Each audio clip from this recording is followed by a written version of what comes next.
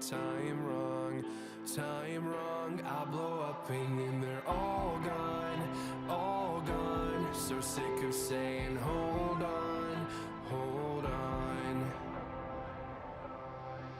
A broken state, shaking the ground beneath, running from everything, seems to be the path I lead. Now I'm beating on the floor, wondering why I feel like a ticking time bomb, time bomb. Always seem to get the time wrong, time wrong. I blow up and then they're all gone, all gone. So sick of saying hold on, hold on. I took a shot on hoping I never change. I wonder why I'm always broken, stuck in time just like I'm frozen, frozen. Now I'm slowly thinking, a product of overthinking again. Hold it in and change my breathing, settle down and stop repeating amends. I feel like a ticking time bomb, time bomb. Always seem to get the time wrong, time wrong. I blow up and then they're all gone, all gone. So sick of saying hold on, hold on. I feel like a ticking time bomb.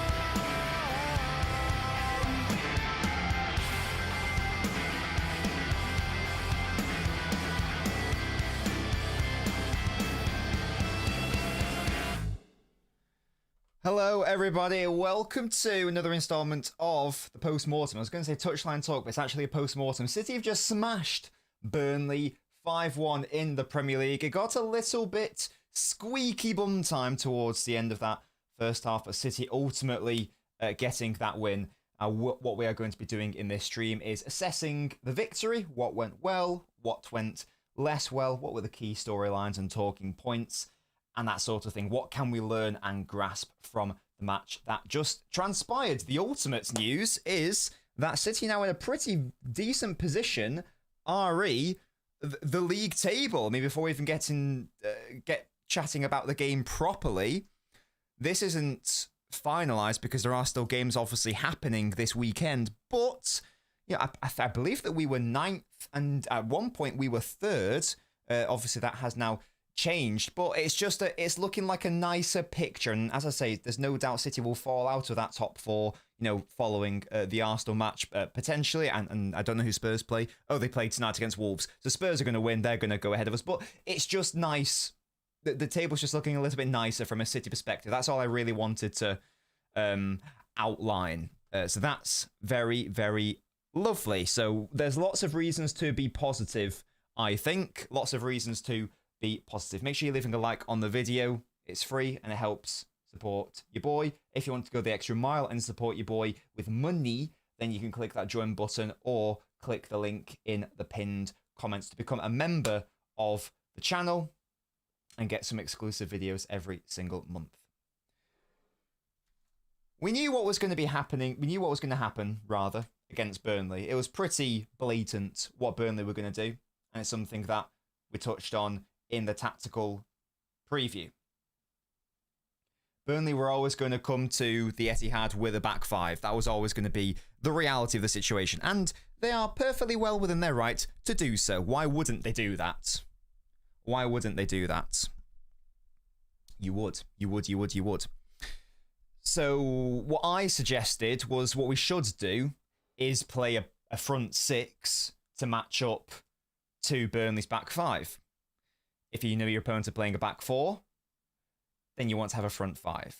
If you know full well they're going to play a back 5, try to create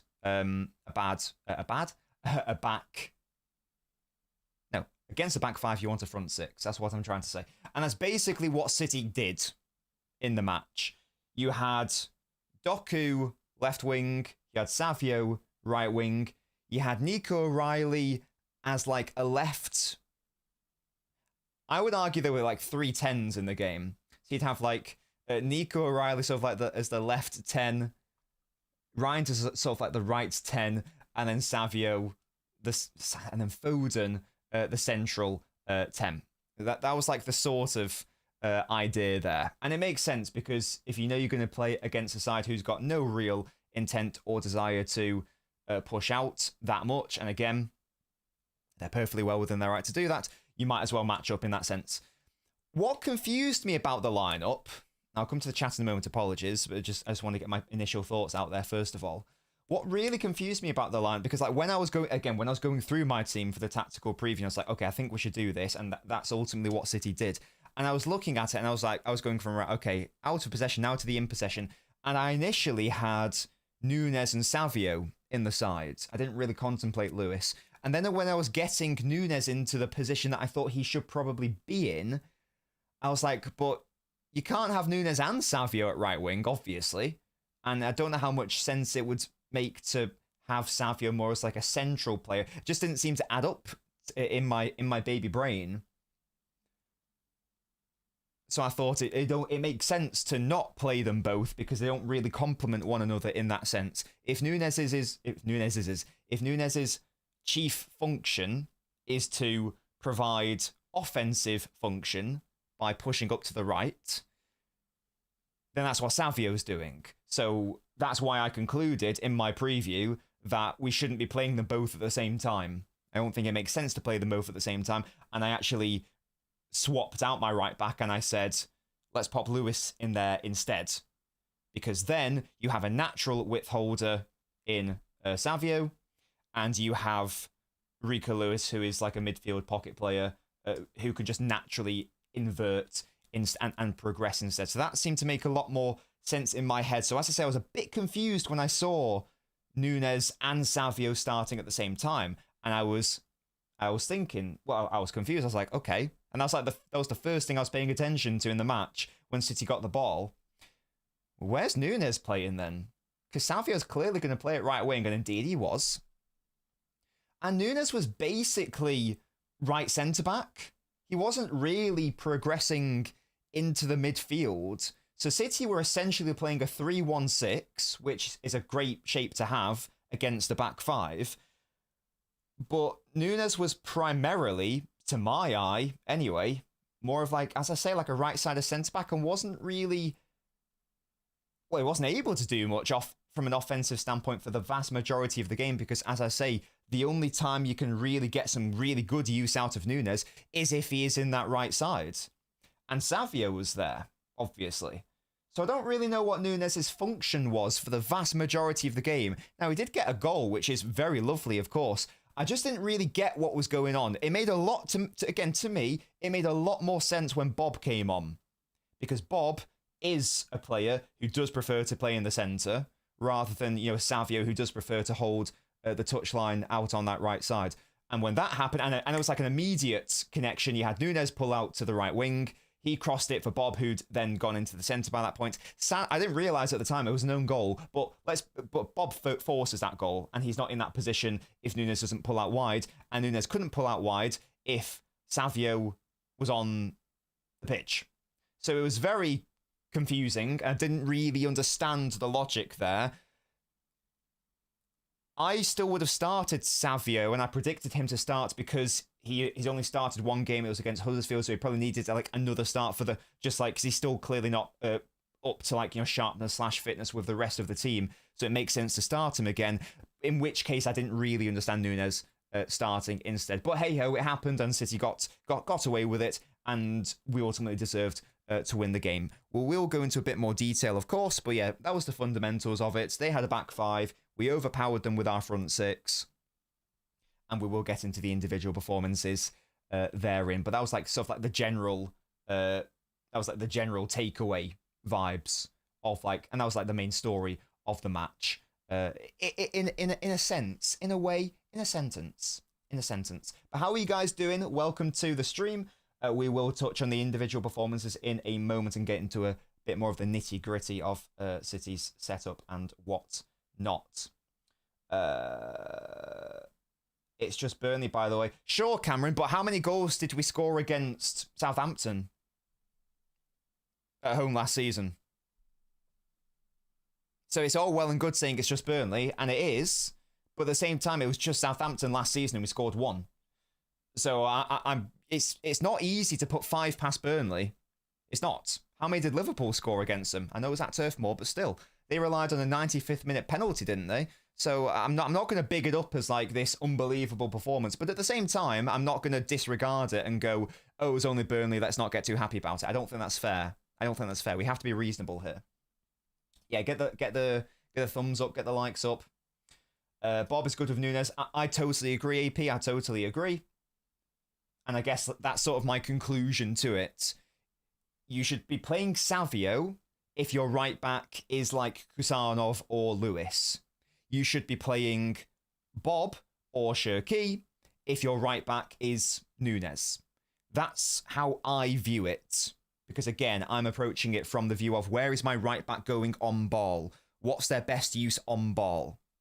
And if it's Kusanov or Lewis on the pitch, if it's Kusanov on the pitch, it isn't pushing up to the right flank. If Nunes is on the pitch, it is pushing up to the right flank. So I think and that should therefore inform whoever's starting at that right side.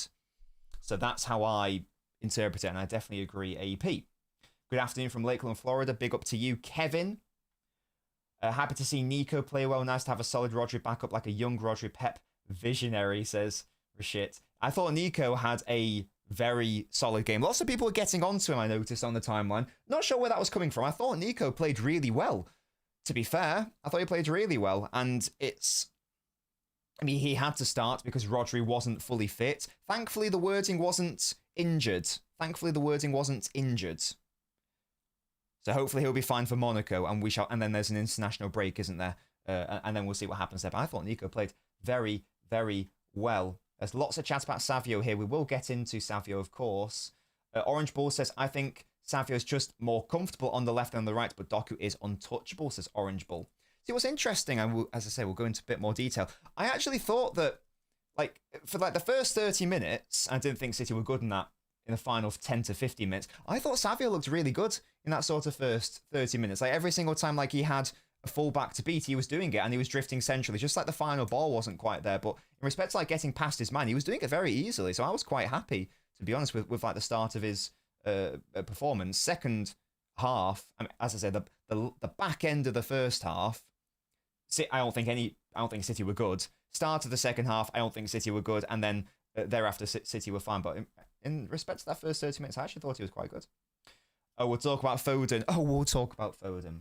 Didn't get a direct goal contribution. However, instrumental in a number of those goals and just pulling the strings as always. That's my boy. Nerd Central, that's my conclusion. Thank you so much, Zaid, for the super chat. Big up to you. Doku is a monster, and Nico G in a year or two. Wow. Yeah, Nico was really good. I didn't really get where the critique was coming from for Nico. I saw some people suggest that he wasn't good enough with our build-up. I don't think that's the thing. LB said Foden was bad. Well, I'm sorry, that's a mental thing to say. Based on what? He played the ball to Nunes, who played it for Bob for the third goal. His presence literally helped cause the first goal. He was connecting the midfield. He was controlling it. There was one moment where he nearly where he played it back, and that was insane. But yeah, Foden was great. So that's just a bad take by LB. If that's what he said, I'm not gonna lie, that's a shit take. Nico G always has a solid game. Yeah, definitely. When's he ever had a properly bad game? I don't think he's ever had a bad game. I'll be so real. So people saying that we thought Diaz was back, but in reality he was protected by Kusanov. I do question his reaction. I do question his reaction time for that first goal. I'll need to watch it back because I obviously only saw it in the stadium, and I've seen a clips of the goals on Twitter or whatever. But I will need to watch it back in full. But my instinct was that Diaz was a little bit stinky for Burnley's goal. Yeah, what a boy. Great day for football, absolutely. City win, United lose, Liverpool drop points, and I don't think it's relevant, but Chelsea also drop points, so yeah. again, yeah, fuck him, because he literally, Foden would have scored if he didn't put it in the back of his fucking net, and Bob would have scored if he didn't put it in the back of his fucking net. So yeah, fuck this guy, honestly. Honestly. No one was bad, I can't lie. I don't think anyone was bad. I wouldn't say so. Like, I wouldn't give anyone like a 3 out of 10 or whatever. I wouldn't give anyone a bad score at all. That pass to Doku was class from Foden. It was, absolutely. Yeah, again, he had another great game. Nico versus Madrid was bad. I truly can't even remember that game.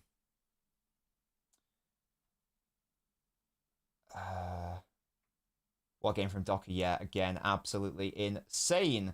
Absolutely insane. Yasin says, I was not able to watch today's match in 5 goals today. How was the match? Yeah, it was very good offensively. Still some concerns. There are still a couple of concerns. But we can maybe... We'll touch on everything. Absolutely. In fact, maybe we should, like, begin with that. Maybe we should begin with that. Because for Burnley's goal, I really, really didn't like that, as I say, that sort of 30 to 45-ish minute period. It might have even been like late 20, I'm not sure exactly. As it was about the last 10 to 15-ish minutes. I don't know what happened. I think it was literally all that really happened, because Burnley were 1-0 down. Literally all that happened was Burnley came out a little bit and started pressing us a little bit more. And we couldn't hack it. And that was upsetting because it's Burnley. Our build-up was not good in the final moments of that first half. And that's ultimately what led to the goal. I thought Nico O'Reilly had a great game defensively overall. And I'm a big fan of Nico O'Reilly, as you guys know. However, that it is fair to say that compared to Aït-Nouri, he is far less comfortable at first touch football, and he's far less useful in respect of build-up as well. And ultimately, it's O'Reilly who gave the ball away, which then led to Burnley scoring. I've touched on Diaz. I felt he made an error there. I will watch it again, but I felt like Diaz made an error there.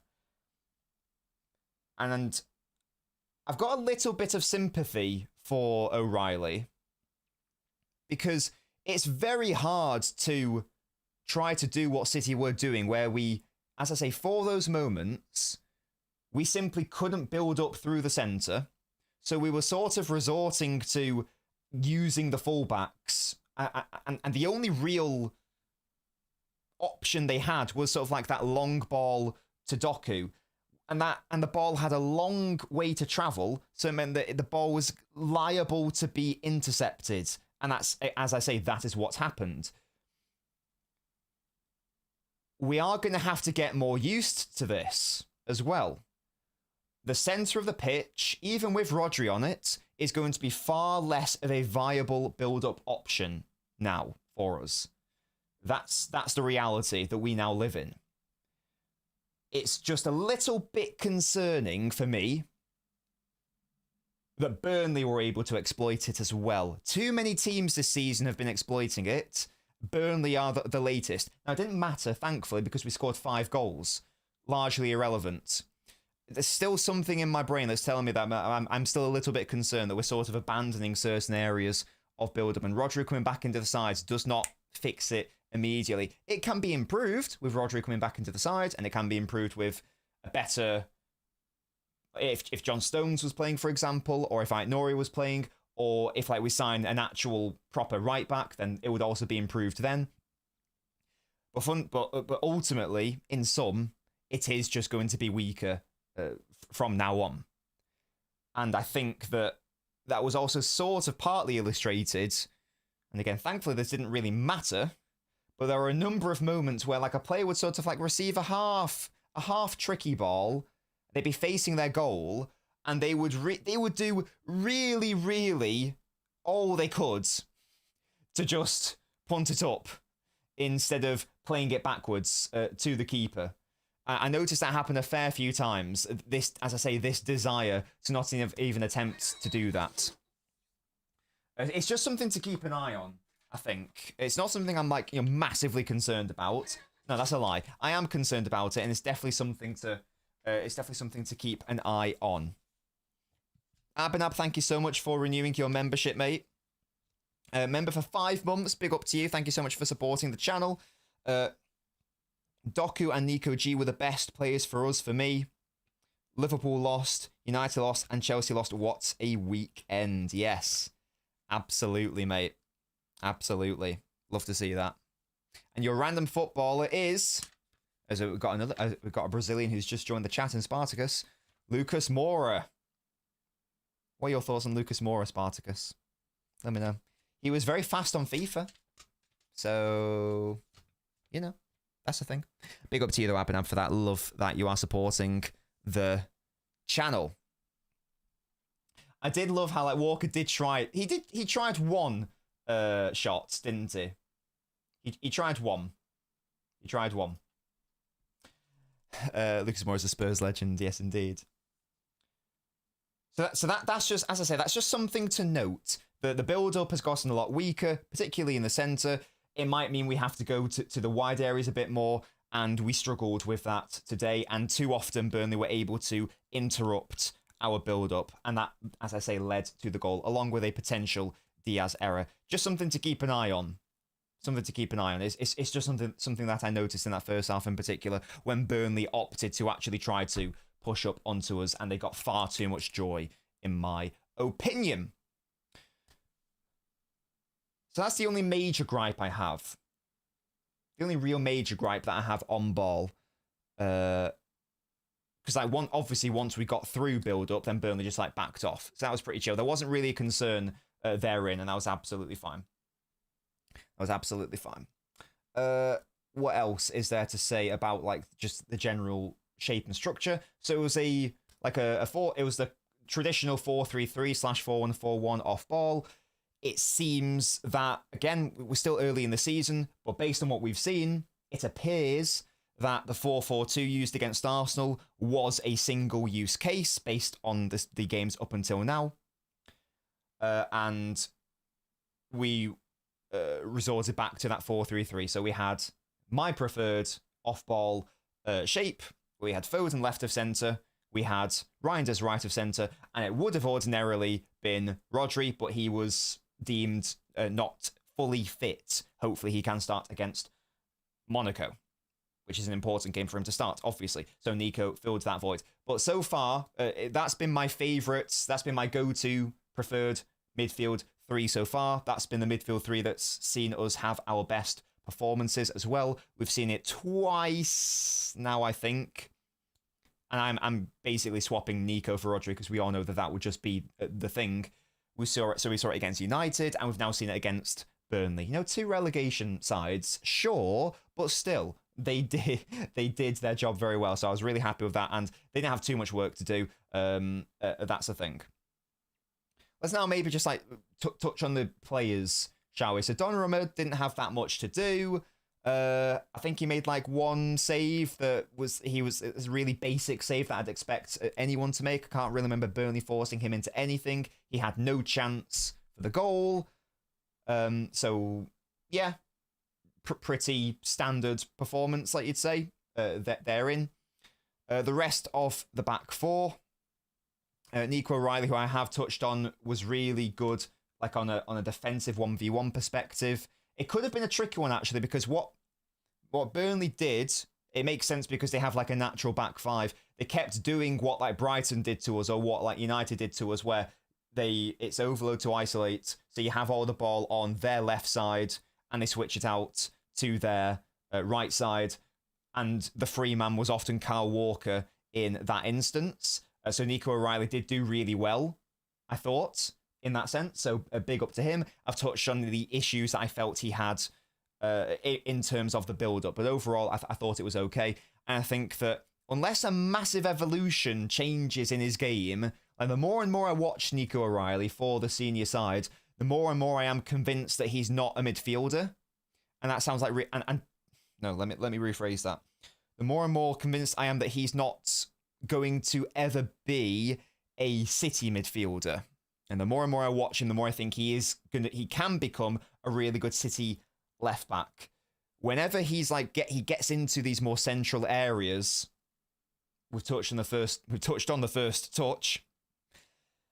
It's not what I'm after. It's not really what I'm after in a City midfielder. Now, obviously there's time to grow and there's time to improve. But the more and more I'm watching him, the more I'm thinking, yeah, you're a left back, my guy.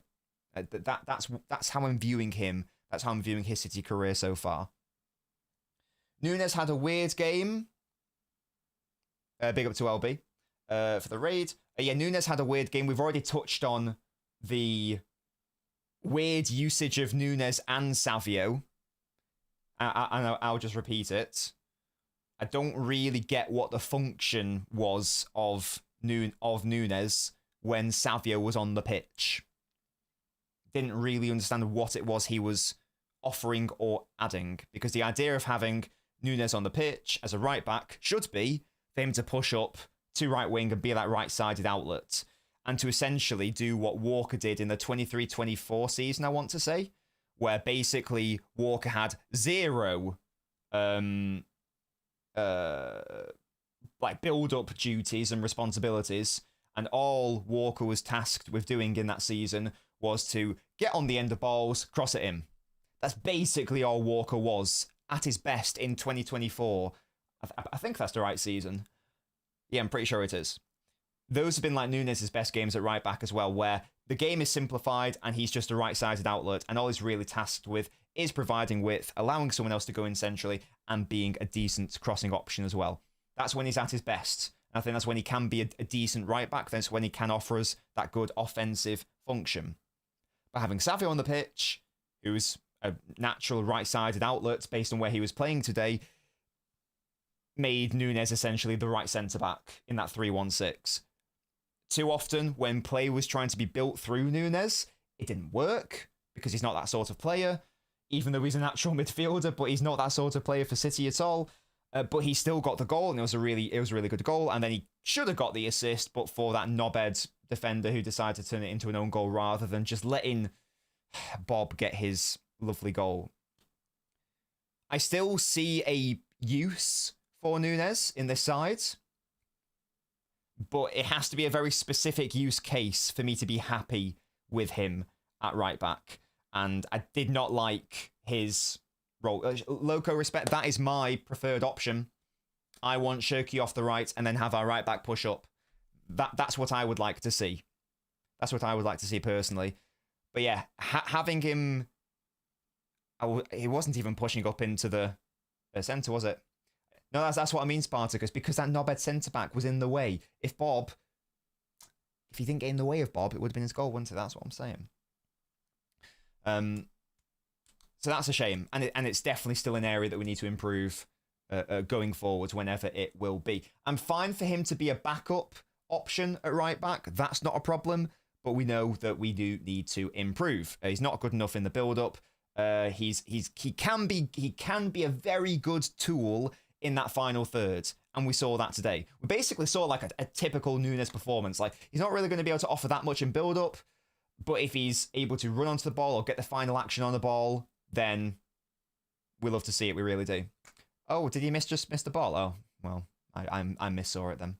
Fairs. Still, fuck that centre-back, because that would have been Foden's goal for the first one. Yeah? What was he called again? Esteve. Little bastard. So yeah, challenging game for Nunes based on that context. But hey, he got the goal, which ultimately won us the game. So we do love to see that. We touched on Diaz for the goal. Wasn't I impressed? Gvardiol is Gvardiol. He's very, very lovely. In fact, it was his ball into Haaland, wasn't it? For the flick on. So Gvardiol had a lovely game, and once again, touching on the build-up issues that we had, Gvardiol has to start basically every single game that he can, because we're having build-up issues. Gvardiol is a massive benefit in that sense. So that was the defence. They didn't have too much defending to do outside of those brief moments that Burnley came forward. He's a decent little player, isn't he, Spartacus? Absolutely he is. I love Gvardiol. He's so good, man. He's so good. He's so good. It's just a shame that we can't have like a couple of them to clone. so that like one can be at centre back and the other can still push up, because he doesn't get to show off his offensive traits when that's a thing. Is there anything else we want to touch on before on the defense before we move on to the midfield and attack? Let me know, guys. I feel like there's not too much to touch on with the defense. We've also already touched on the off-ball structure as well, which I was overall happy with. But again, there is still a little bit of a weakness there, which is just a thing. But you're more susceptible to it against sides like Burnley if they have like a back five. That's why United are also good therein as well. Steve, man of the match. He's got a brace. I can't complain. Pep said after match, Rodri has discomfort in his knee. Well, hopefully he'll be fine for Monaco. Hope it's not. Yeah, we have to. Steve and Holland joint man of the match. Do you think Nico and Rodri can play a double pivot to make space for Shirky, Foden, double tens, since Reinders isn't playing well anyway? Says Blade. It could definitely work. I don't know if I'd agree that Reinders wasn't good today, though. I don't think he was like bad today. I don't think like he was necessarily excellent. But I wouldn't go as far as to say that like Reinders had a poor game by any means. I thought there were some moments where he was actually quite lovely. Now, it's still not as good as I want it to be. I know that he's a much better player than what we saw today. I don't think, like, for example, against Spurs, like, he had a bad game. And against Brighton, he had a bad game, if that's the one I'm remembering. I thought he was all right today. Yeah. There wasn't anything exceptional. As I say, he was outperformed by Foden, by Doku, by Haaland, by Nico Gonzalez as well. But I thought it was, steady. I thought it was fine. It's not a game where I'd go, oh, you play badly today. Fine. I'd say, average, maybe slightly above average, but, It's a shame we don't have one good centre-half to pair with him, says Flaws. Oi, respect. Respect our boys. Sunderland in third. Are they winning? Who are they playing? God, they're beating Forest. Jesus, man. How long until Ange gets sacked? Exactly, Dave. It's a very good point. But it's a shame, though, Dave, because I don't want to overload him either. But given our weaknesses at building up, he becomes one of the... I would say that Gvardiol becomes the most important player for our build-up behind Rodri. And like Rodri's obviously going to be the most important. So Gvardiol becomes the most important defender. And I would argue only second to Rodri in respect of importance for our build-up. So he does need to play as much as possible. As you say, we can't get him injured or overwork him, but that's how vital he is right now, I think. Hello, Gurleen. Got railed by Palace. I'm sorry to hear that, Gurleen. Actually, no, I'm sorry. I take that back. I'm not sorry to hear that. I'm quite happy to hear that, but I'm sorry that you feel upset or annoyed at that. So I'm upset for you on a personal level, but I'm not on a... I'm upset on a micro level, but on a macro level. You know what I mean? Clone Yoshko 2 times and make them right-footed. Yeah. Yeah, Ransom was solid. I thought it was fine today. I thought he was fine. Ransom needs a bit of time, definitely. Yeah. Dre says, I know we have a right-back problem we need to fix. Apart from Livramento, who do you think we realistically can get next year in Jan? I honestly do not know the answer to this. Dre, I think the main problem is that there are a lot of good young options out there. Like we did a whole stream, for example, where we looked at Martin Fernandez, for example. But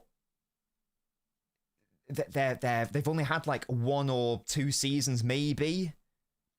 And we obviously don't want that sort of player at right back. We want like the elite ready-made option. And sadly, there are very few options out there that are realistic for City to get. So I do not know the answer, to be honest with you, Dre. I do not know the answer. Maybe in the January window, I'll like look into some players a little bit more. But right now, a sample size is not on our side. Oh, he's lovely. He's lovely. Is that the real Jeremy Doku? Another thing, those half-space runs De Bruyne used to make, if you look at our team now, Lewis is the only one who makes those runs. Remember his assist for Haaland against Wolves. Yes, that's a very good point, actually, AP. Yes, maybe Reinders can contribute therein. We have to, AP. We have to. If we don't, then it's insane.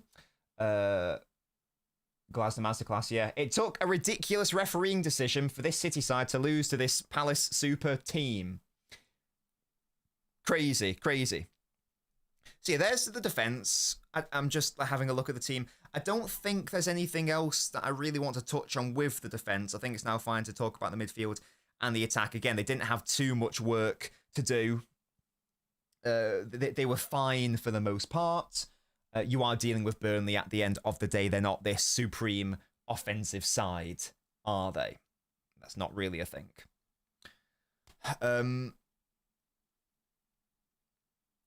Yeah, let's move. I think let's touch on the midfielders, shall we? And then the attack.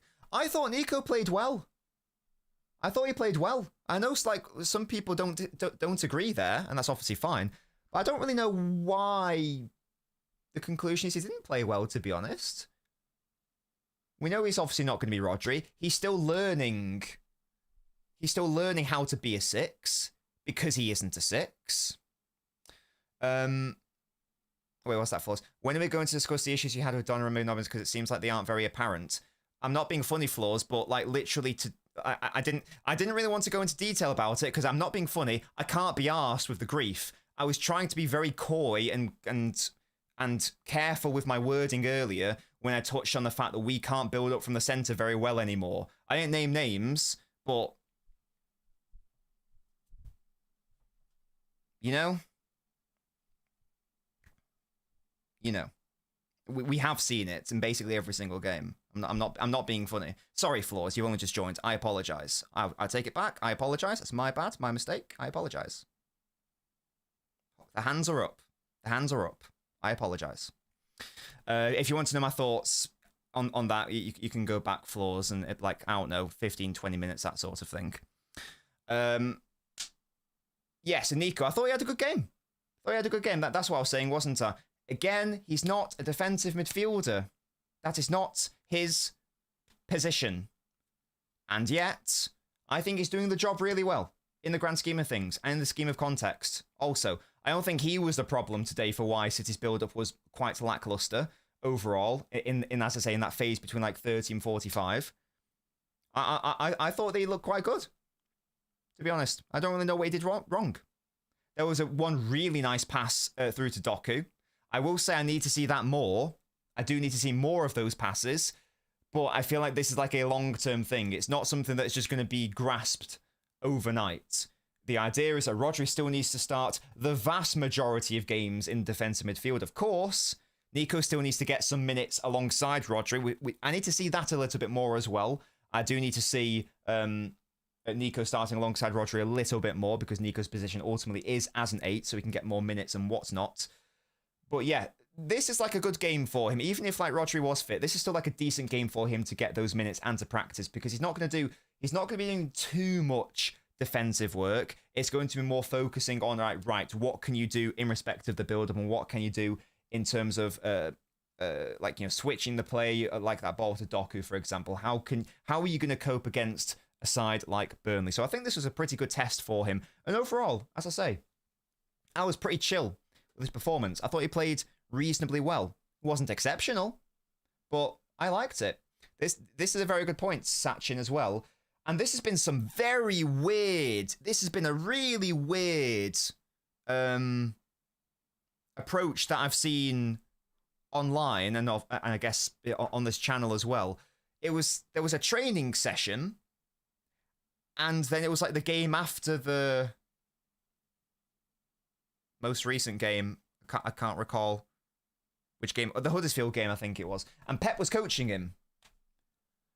And you had people reacting to that going, oh my God, look at Pep coaching this player to be a better 6. This means he's shit. What?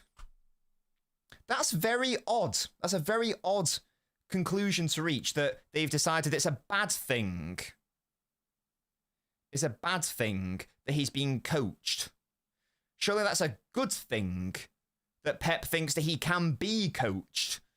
If Pep felt that there was no chance and no hope, then he wouldn't bother, would he? So surely it's a good thing that he's actually being coached and being taught. But as I say, the conclusion from these people is interesting, Jack. As I say, it was from after the Huddersfield game. It was also after the training session in this chat. That's when I went mental and had to defend him a lot in that stream.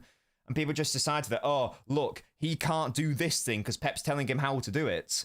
No, he's just helping him improve how to do it. It's like, what? Very odd situation there. So yeah, I thought Nico was I thought Nico was good. Ryan's I felt was fine. It's still not quite there for him yet. Still not quite there yet.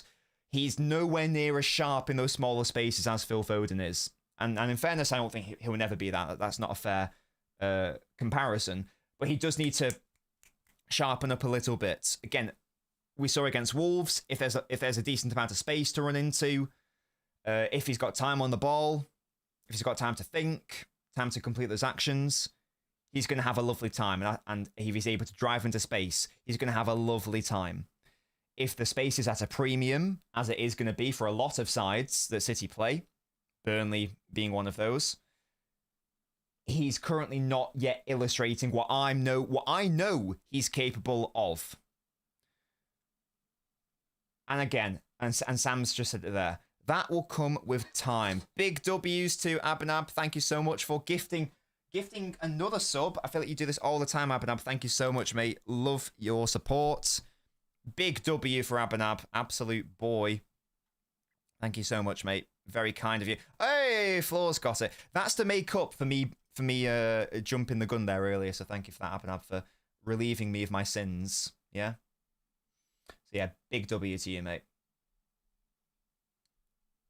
It will come for Reinders. It will come. I'm not concerned. I know what he's capable of.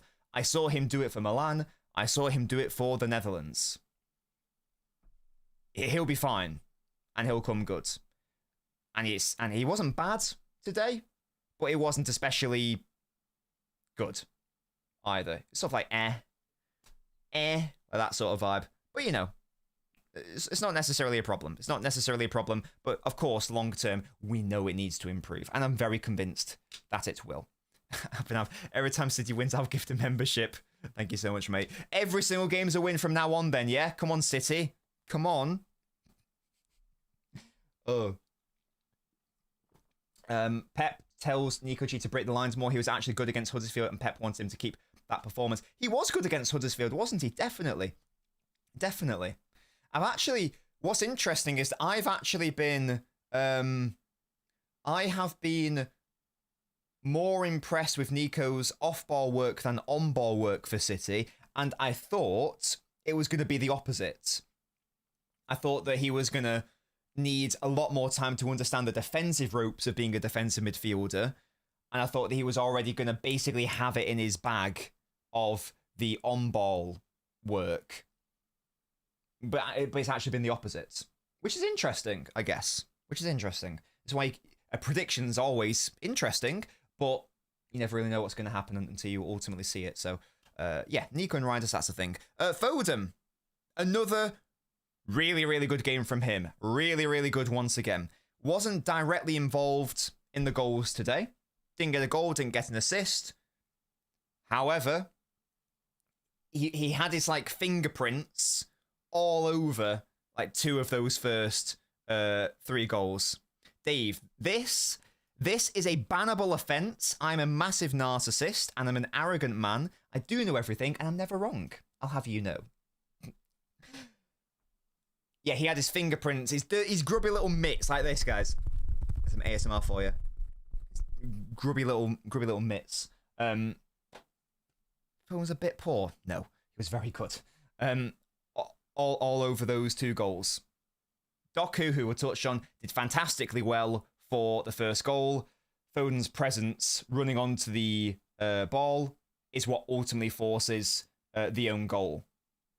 Foden, lovely ball into Nunes. Nunes then crosses it for Bob, who we have touched on, where I got it wrong.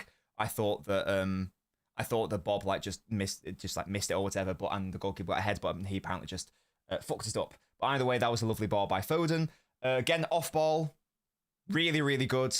Today, once again, illustrating that he can be a very useful weapon off ball. I would go as far to say that he's illustrated so far in his this season compared to, and it's Reinders' very early days, and we've just touched on how he needs time, I would argue that Foden's actually been more solid off ball in those central areas than Reinders has been. So there should be no qualms really about the practical realities of incorporating Foden as an off-ball midfielder, because he keeps showing time and time and time again that it isn't a problem. You know, for people who want to talk about ball recoveries, you know, it's only Nico in the midfield got more than him today, for example. And I don't like to talk about that, but I'm not going to stop going on about that. I thought Foden was poor today. Right, okay, guys. Rewind. Why? Where's this come from? Foden was great today. Hello? Am I being dumb? In what world was he not great today when I've just illustrated that he was heavily involved in 2 of the 3 first goals? What? He was connecting the midfield excellently well. He was playing lovely balls into Doku. He was linking up well with Haaland and Reinders. What game? What game am I watching? Hello? Worst performance out of the last 5. Irrelevant. That's an irrelevant statement, I'm afraid to say. I don't want to sound harsh, but that's a bloody irrelevant statement to say. That's not an answer. That's not an answer. And I'd like an answer. Hello? Yeah. It wasn't this unbelievable, all-encompassing performance. It wasn't as good as a Napoli game or United game, but who gives a toss? It was still really good. Like, what? Yeah, I have no idea where that's come from, Manny. I've just had to address that. That's bizarre. I don't know what game you chaps were watching. I'll be so real. He was literally controlling the midfield. Just because he didn't get a direct goal contribution, that doesn't mean shit all. Hello? I'm very confused. I'm very confused there. Yeah, I don't know. I don't know what I don't know what we're talking about there. Right.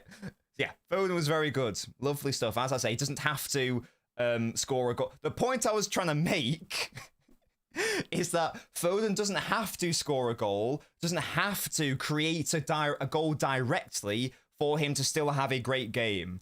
That was the segue that I was trying to get into. This is what we like to see in our deeper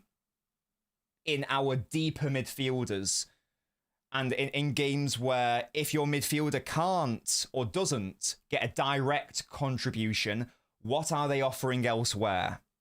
And thankfully, there was a lot of the elsewhere, despite that. Why am I now a rat?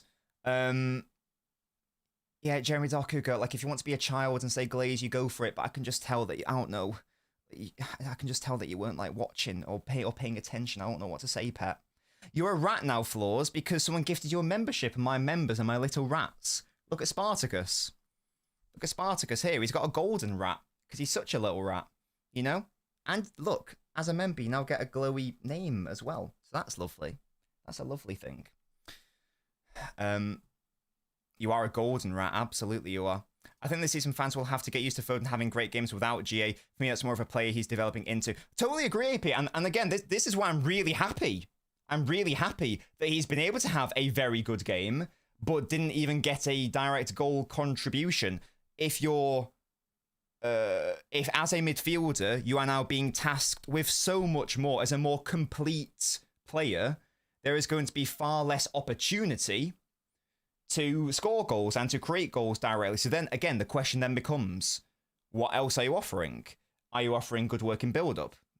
Tick. Are you offering like good first touch work connecting the midfield and basically orchestrating it all? Tick. Are you providing like what's called officially a second assist or a third assist? That's exactly what Phil did for the third goal. Second assist. Tick. I will say his corners weren't very good today. I will say that. The corners were shit, which is a shame because he's been very good at corners recently. But yeah, he had a very good game today. Really happy with it. And it was, as I say, it was a far more complete performance. Really good defensively as well, off ball. Very happy with Foden. I thought he was our best midfielder today. So I'm a very happy lad with that. Potato says, if we said Reinders was good, then Foden was definitely Great, yeah. I mean, if people want to be really semantic assholes and go, actually, it wasn't very good. It wasn't great. It was like only very good or whatever. Then like you do you. I'm not going to get into a dick measuring English contest about the severity of the superlative. I'm not interested in that. This isn't if this isn't a fucking English class, you know?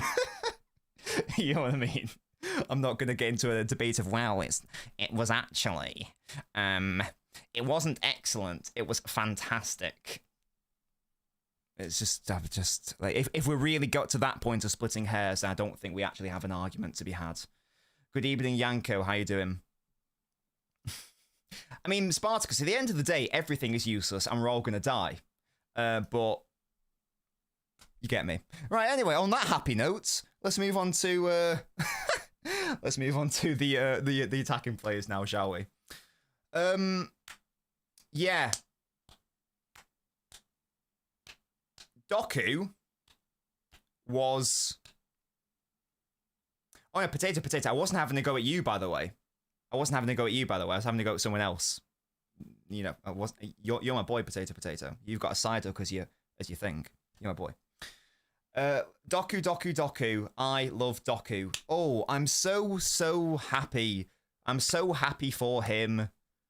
Because I've had so much patience for Doku, and I feel like he's received a lot of unfair criticism over the past couple of seasons. The first season was his first year, so I didn't really care about his first year. Because there's this thing of like Pep wingers at City always needs time to develop. I thought he had a fine first year, and he was 21 in his first season. I thought it was like a fine first year. I did feel like there were some moments where City were forcing the play through Doku, and that was upsetting, and that was a concern. But either way, that was a thing. The second season happened, and I did feel like there was an improvement. Lots of people didn't agree, you know, like lots of people in this chat in particular felt that Doku wasn't good enough and then we should like move on from him and sell him. I just like Doku. I like him a lot. I've always liked him. Even when he doesn't play well, I feel like, yes, look at that. I just feel like there's always, even if like Doku doesn't have a particularly good game, like let's take like last season or the season before that, more so last season actually. Even if like Doku didn't have a particularly good game, I could always see value in what he was doing. So if he wasn't being really good in respect of output, he was still, you know, getting City up the pitch. Because one of the, especially against like low block sides, and this is why I defended Grealish for a long time, one of the hardest things to do as like a City-wide player is to get meaningful progression of the ball. It's hardest to do that in the final third when your opponent is obviously boxed in and there's nowhere to advance. It's easy for like it's far easier for like a defender or a midfielder to progress the ball like that because there's more space in front of them. Whereas for like a player receiving the ball really high up the pitch, like Doku would, he's faced with a defense. There's far less space between him and the penalty box. So it means that Spartacus, yeah. So it means that if Doku is topping ball progression charts, then that is ridiculously impressive. And he was still doing that last season. So that's why I was not willing to give up on Doku last season. Because I could still identify that he's still doing really good work for us. Even if it doesn't look like it, it is still of value to this City side. And we're seeing it, I think, this season. I think someone asked me the other day, like, I need to look at the data. Someone asked me, what is, like, the difference between, like, Doku this season and last season? I touched on a number of things. Another thing that I've just thought of now, and again, I'd have to touch on the data. It's just something that my eyes are telling me. I don't know if the data would back it. I feel like Doku's becoming a lot more... What's the term I'm after here? He's finding it far easier to enter the penalty box. And I think that's just because he's being a bit more direct and confident with his 1v1s in particular. I don't know if the data backs that up, but to my eye, he seems to be entering the penalty box a lot more consistently and in far more dangerous instances as well. I don't know if that's actually true. That's a theory, a Nobbins theory. If anyone can like corroborate that, that would be interesting. Just something that I've noticed. I've been enjoying that a lot. So what was I saying? I got distracted. I still felt he was offering value last season, and this season it's gone up a notch, hasn't it? He's still offering that value, but he is also being provided with the right environment, and that there's a lot of cohesion that's now going on. We've touched on Reinders offering those runs, Foden offering those runs, just having more bodies in the box as well, and more targets for Doku to hit is helping Doku also. And today he was, I know Haaland will, I guess, technically get man of the match because he got 2 goals and an assist, but Doku is my man of the match. Without him, that first goal isn't scored. Without Foden, that first goal isn't scored as well, but it's Doku who ultimately created it. We knew that there was going to be a big narrative of Doku versus Walker, and so it came to be for that first goal. Wasn't directly rewarded with a goal or an assist, but we'll love to see it. He basically forced that as a thing. That's Fairs, Jewel. That's Fairs. And he deserves man of the match. Absolutely. It's another great performance from him. He's been our best player. Oh. It's him or Haaland, isn't it? Who's been City... I know it's very early days. Who's been City's best player this season? Haaland or Doku? Okay, it can't be Foden because he missed the first few games. So it's got to be between Haaland and Doku. I might be tempted to say it's Doku. I might be tempted. Both. Haaland by far. IMO. I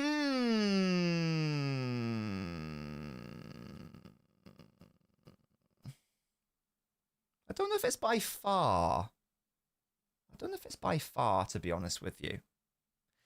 I think it's close. I think there's an argument to be made.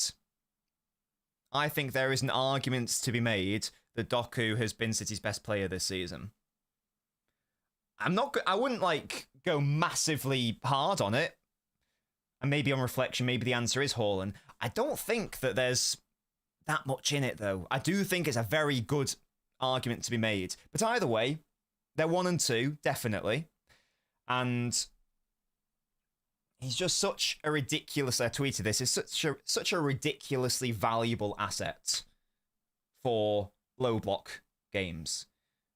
Something we touched on in the tactical preview. You know that the opponents are going to sack off the wings defensively. So you know they're going to have access. So now you desperately need 1v1 wide players.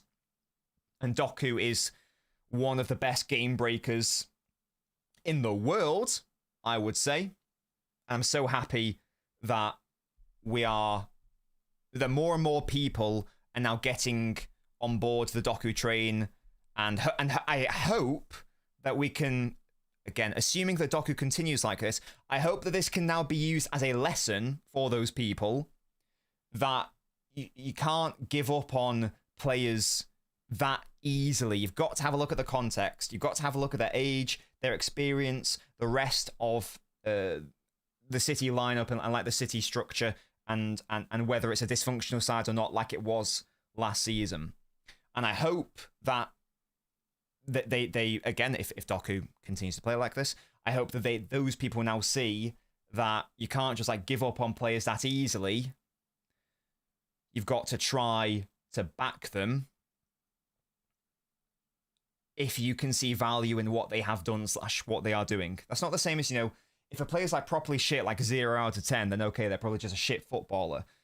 But yeah, again, Phillips is different, Dave. Phillips is a very different example. We're talking about players who actually have a future. If you can see value, if you've seen something, then it should be... We should be giving benefit of the doubt is essentially what I'm trying to say. And Doku clearly deserved more benefit of the doubt than he was afforded. And I don't think that's fair. I don't think that's fair to Doku. And as I say, hopefully now he's illustrating that it was a mistake for these people to write him off. Like in the summer, people were saying he's shit, sell him, and that sort of thing. I'll ask the question because the question apparently only comes out when City lose. But no to Rodrigo. Yes, no to Rodrigo. I got fucking Jeremy Doku. Yeah? Keep the same energy. I don't want to see that shit when it's only City losing. Yeah? Keep that same energy up for when it's City winning as well. Yeah? For those swines. Those swines. I got my Doku and I got my Marmouche.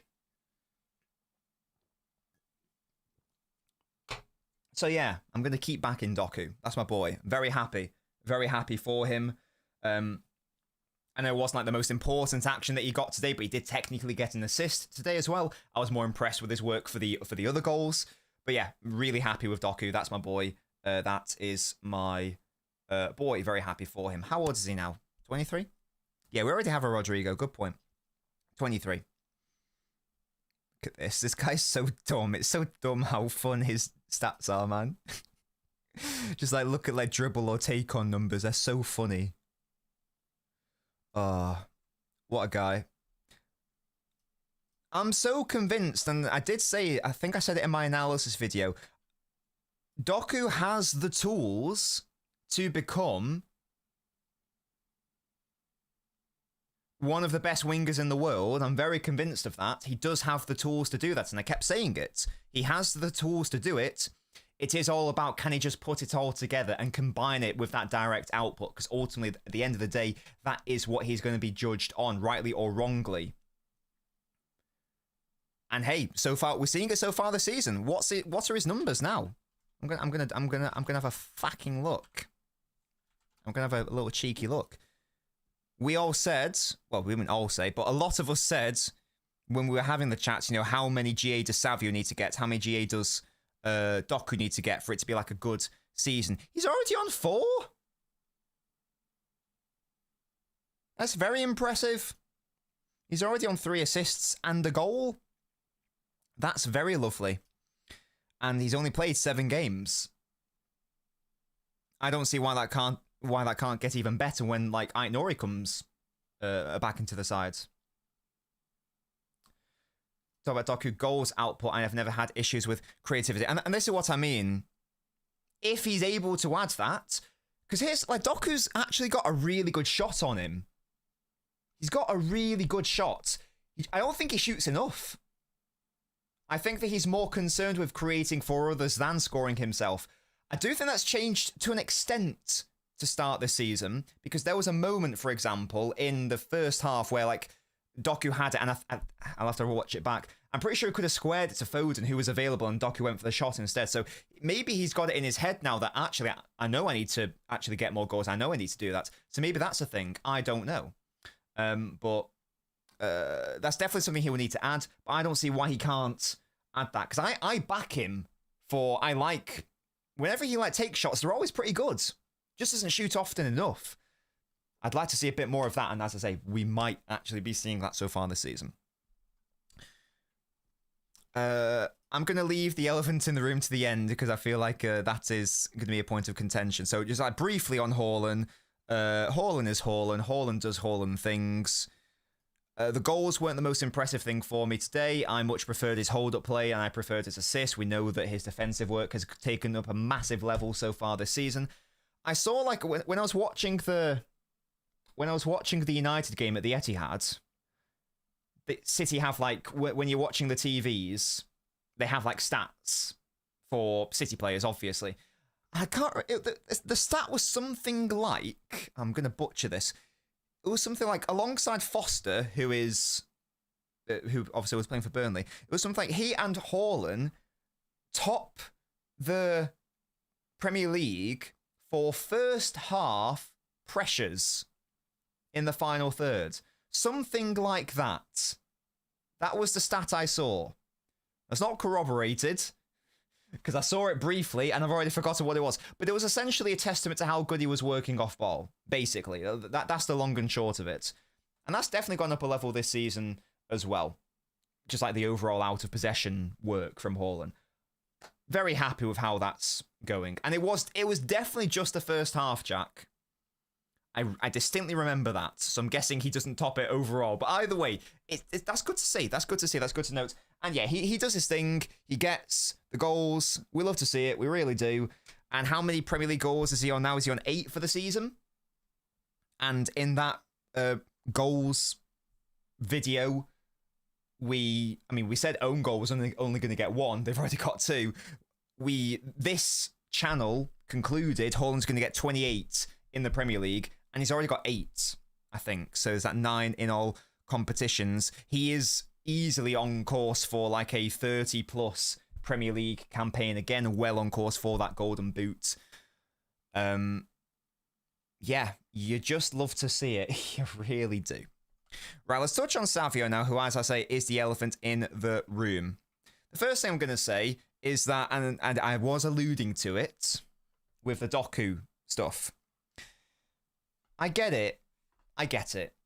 Football's an incredibly reactive game for a lot of people. People are very reactive to it. You can be, even within the course of 90 minutes, you can be jovial and ecstatic and really happy in 1 second, and then 1 second later, disaster strikes. I get it. Football is a very high emotional swing sport.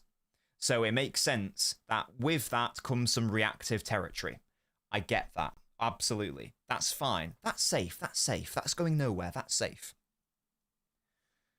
But in the same way that I just outlined that we should have been happy with giving Doku the amount of patience that we did, I'm very, very confused and a bit concerned at the reaction to Savio the past couple of games. Now, I'm convinced that this is informed because of the whole transfer saga, which we touched on last stream. Because it is, given his first season, where he was good, I think it's insane that people have now decided, his first Premier League start of the season, people are now reaching the conclusion that he should be sold and that he's shit. And it's very odd to me. It's very odd to me. Because once again, in the summer, when it was like Rodrigo coming in, it was all, oh no, we don't want to lose Savio. Instead, like, get rid of a different winger or whoever. And now it's turned. And it's very, and as I say, it's very odd to me. Now, I'll park that. Let's come to his performance for a second.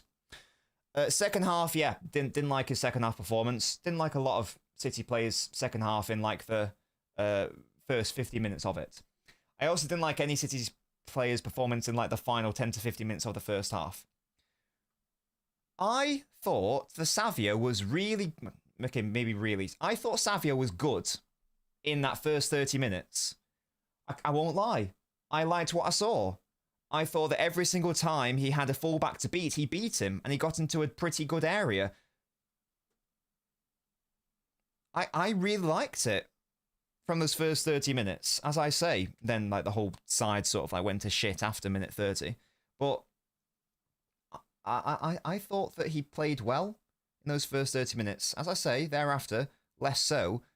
But I think that's worth noting as well, that he was very consistently beating his man off that right side and getting into some good areas. It was just the final moment that was lacking. So that was like his in-game performance. I think people are massively blowing it out of proportion. I don't really get that. And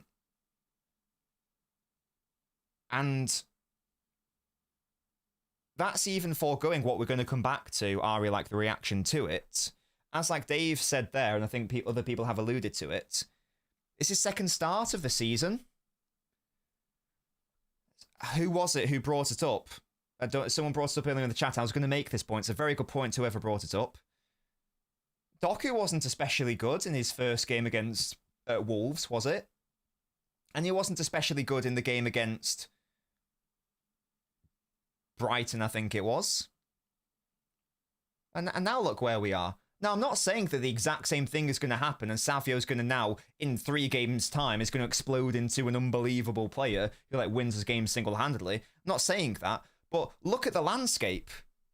Doku, who we are now applauding as this brilliant player and is borderline, well, not borderline, is just undroppable. He didn't start the season like this.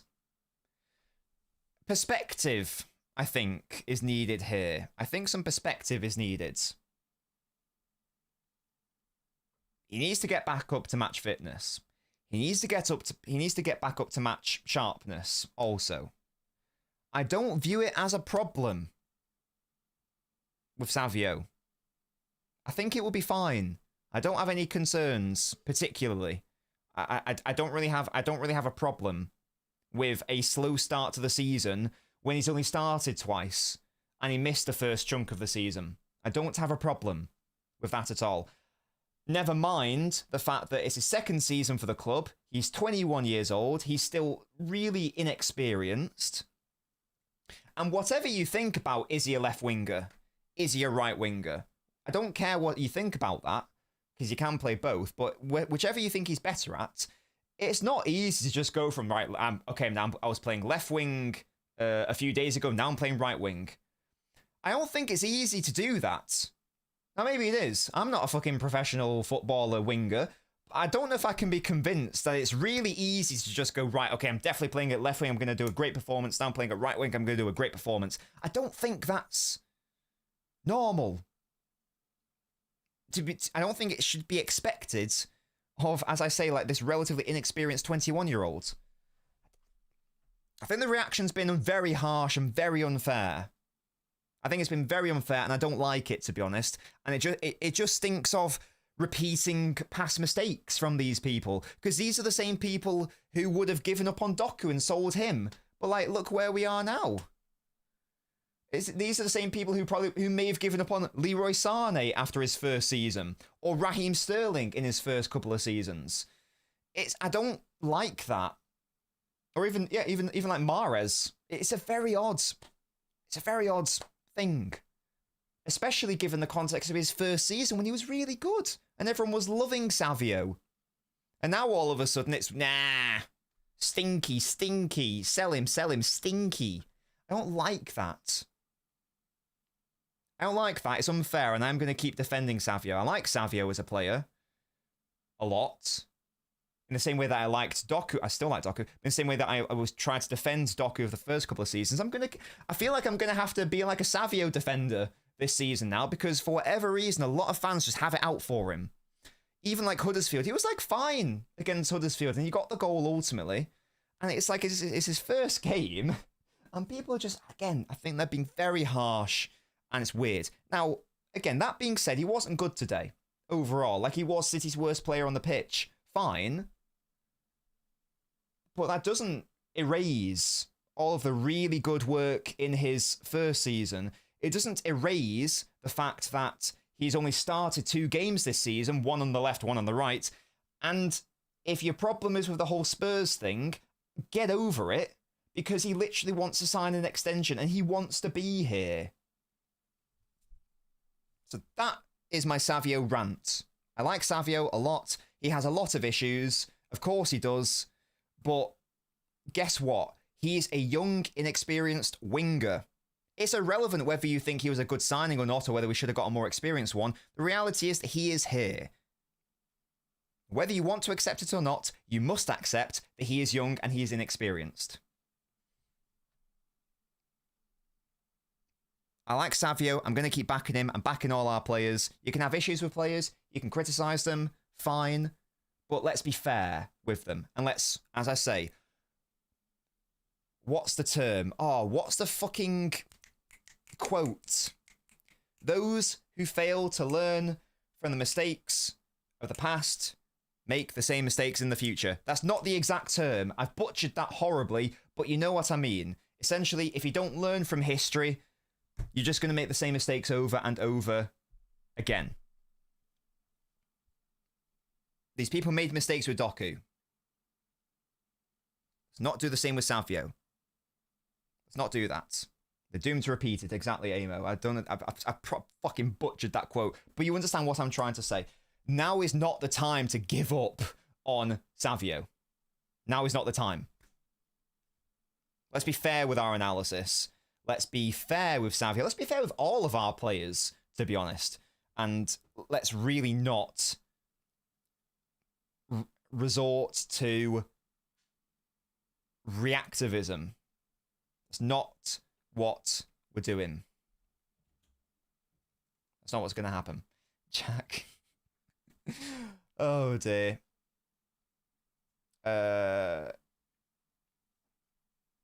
Sayings aren't usually as obvious as this one, so you probably butchered that one first.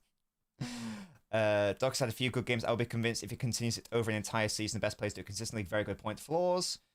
Doc, who took 2 seasons, Savio already had a better first season. I agree, I mean. Savio turned down 200k a week at Spurs to stay at City on 125k. And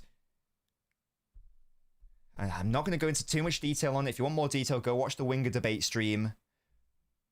He was not forcing an exit to Spurs. He did not necessarily even want to leave Spurs. He is about to sign an extension for a contract that he was already offered before, like, situation has changed in the hierarchy. As the contract that was already there for him, it's just being finalized now. He was going to sign it before the whole Spurs situation happened, but things happened in the hierarchy that was out of Savio's control and nothing to do with him. And he's signing an extension. He wants to stay. Exactly, Jack. So there's Savio. I'm not giving up on him. I refuse. We can briefly touch on Bob. Yeah, he forced the third goal. I will look back. You guys were telling me that his movement, his position was actually shit, or he missed it or something. So that's a bit unfortunate. But hey, he still forced the own goal, so I like that. And just going back to what we were saying earlier, if you're going to play Nunes right back, you should probably be playing one of Bob or Shirky rather than Savio, because Savio is going to be your width holder out on that right side. The other thing to note, just like last thing on Savio, again, it's irrelevant whatever for the purposes of what I'm going to say here. It's irrelevant with whether you think he's better on the left or the right. We've just touched on how great Doku is, and we know that Marmoush is also going to come into the side as well, so they're going to be more off the left. The opportunities for Savio to play off the left are very limited if that's going to be the case. So it may just have to be the thing that Savio plays the vast majority of his football off that right side this season, as he did last season. Exactly, of course he can, Fnatic. Of course he can. And it's not even like... I feel like some people are talking about Savio as if he's been having the performance he had today like 38 times in a row across a season. He's started one Premier League game. And as I say, people are out acting like he's played 30 and this has been his level across the entire season and there's no sign of improvement. It's just crazy. It's just insanity to me that the knee-jerk reaction to Savio. Can you react to what I send you on Discord? Your live reaction would be funny. Okay, let's see this. Mo Salah appeared to have touched the ball, but the goal is given. It's just the Liverpool goal against Palace. Let's have a look, see. This media has been disabled in response to a report by the copyright owner. I'm sorry, Spartacus, I can't view it right now. What an L that is. That's the game, guys. There's still over 300 people here watching, which is great. Let's get to 200 likes, though. Come on. Big up to LB for the raid earlier. What else do we want to talk about? We've got like another... How long we got left? Still got like another 10-15 minutes to have a chat. Sorry, Spartacus. Someone's copyrighted it. Will Pep put Marmoush off the right? I hope not, Amin. Really hope not. The change of tactics helped Savio change of tactics also helps Savio as much as it does Doku, by the way. Savio beats the defenders and counter-attacks. Yes. Yes. I don't disagree, Satchim. I don't disagree at all. We cannot forget if Shirky is to be included in the starting 11, it would only be the right wing, which makes Savio the 4th pick.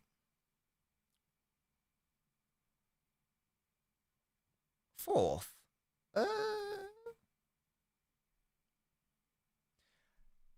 I think that you can split it in two because it depends on the right back.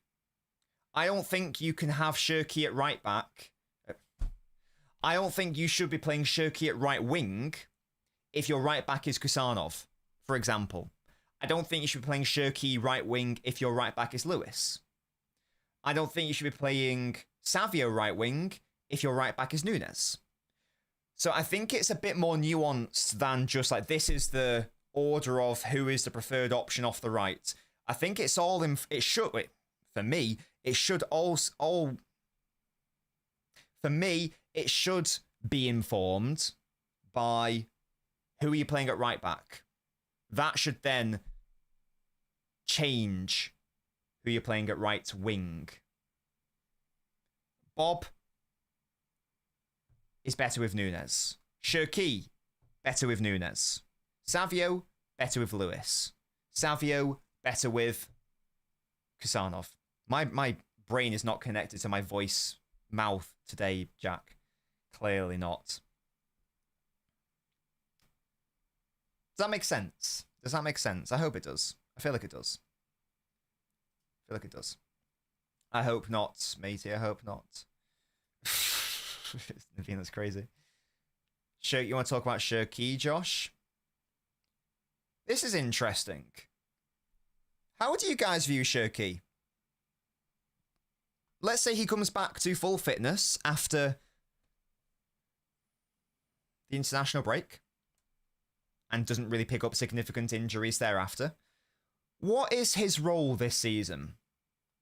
I'm not going to say what I think. I want to hear what you guys think. I want to hear what you guys think and have to say. What is Shirky's role? Is he a starter? Is he not a starter? Is basically what I'm after. Is he more of a squad player for like his first year? Or is he a starter? I don't need you to go in the ins and outs of position, but how do you see it? Let me know. Across this season, by the end of this season, are we going to say, like if you did like a starting 11 based off the players who started the most Premier League games, is Shirky in it? That's basically the question. So yeah, starter or non-starter. That's what I mean by starter, because obviously he'll start a lot. But I mean, like, will he start like more than not? So, you know, like 20 plus starts, let's say, in the Premier League. That sort of vibe. Obviously, injuries are a thing. Whilst you're telling that, okay, I've got the Liverpool, the uploaders made this video not available in your country. Yeah, fairs. I can't be bothered whipping out Nord. ESPN Brazil. I guess I could just use my browser to go to there. Actually, I could. No, I can be bothered to use Nord. Live usage of the sponsorship, guys. Okay, I'm now in Brazil. I'm now in Brazil, chat. It's looking good here. It's looking nice. It's looking nice. Oh, here we go. We've got it. Let's have a look. Wait, what? He just bats at it. In what world? Why wasn't that disallowed? Am I being stupid? What? It clearly looks like he touches the ball with his fingers.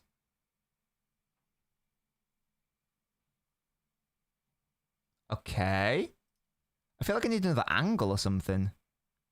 Well, they must conclude it doesn't touch his fingers, but to my eye, it looks like it clearly does. It does that. How weird. There must have been a reason. There you go. I was in Brazil and I could watch the YouTube video. Big up having a VPN.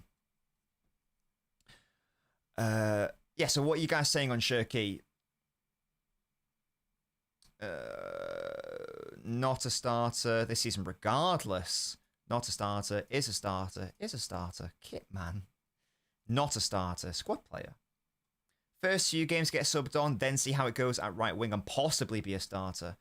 Off the bench, he's a starter, starter, starter, starter, starter on the wing, starter, starter, starter, squad, starter, super sub. He's back into the first team. Interesting. Interesting. That's a lot. It's quite split, isn't it?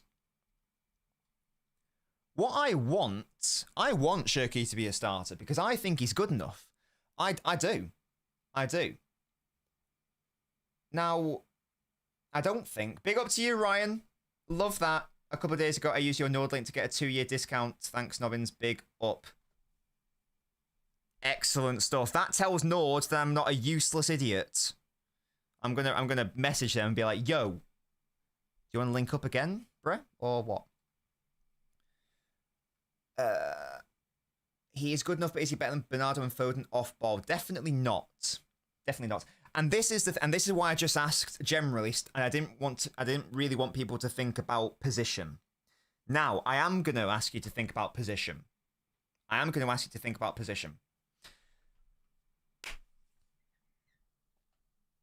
Only think about the off ball for me. I want to know if your answer changes. If you were someone who thought non-starter. Now, I've no idea if Pep's going to do this because he hasn't done it. This is all in my head. It's just something that I think should happen. What I want to happen is for Shirky to be a false winger on the right. So technically he's playing at right wing off ball. This is the scenario. If we ignore any notion of him playing in midfield off ball, so it doesn't interfere with Foden or Reinders or whoever, and we're only looking at he's playing right wing in a 4-3-3, and then he moves into the centre. For those who said not a starter, does that change your opinion at all? Or are you still like, nah, you still don't think he will be one? We are now assuming that that's even in Pep's brain. I'd just be interested to know if that's changed anything. Let me know. That's what I would personally like to see. That's where I see his ceiling for this current City side. He should not be playing off ball in midfield. I totally agree with that. That's fair, Sachin. Yeah, if you still know, that's reasonable. That is reasonable. Yeah, that's fair. That's fair.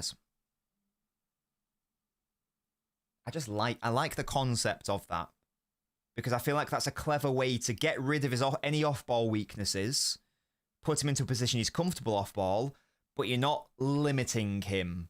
And you're still allowing him to go into the centre and link up with Foden and that sort of thing. In my head, and I think Yanko's just alluded to it there, in my head, it's a choice between Bob or Shirky off that right side. If you're playing more of like a central player off the right. It's a different conversation with Savio, different skill set. That's what I would like to see personally anyway.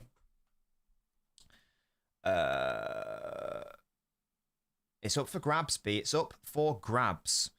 And as I say, it's going to be... By the way, that's one of the things I always say. I always say, as I say, and again. That's one of the Nobbins filler terms.